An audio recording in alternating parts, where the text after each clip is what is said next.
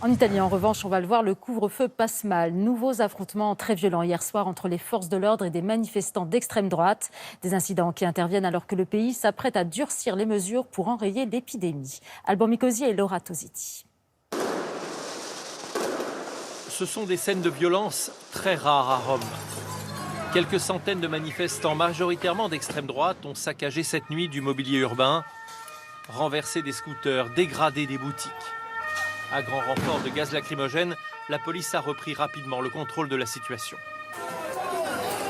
À Naples, ce fut plus compliqué.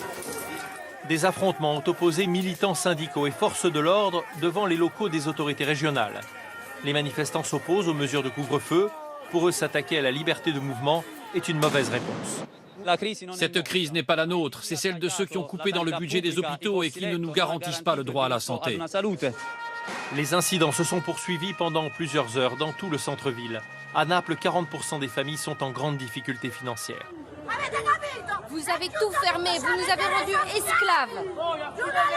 Malgré ces manifestations, le gouvernement italien va durcir les mesures dans les heures qui viennent. Il va falloir s'habituer à nouveau à ces images de villes désertes la nuit.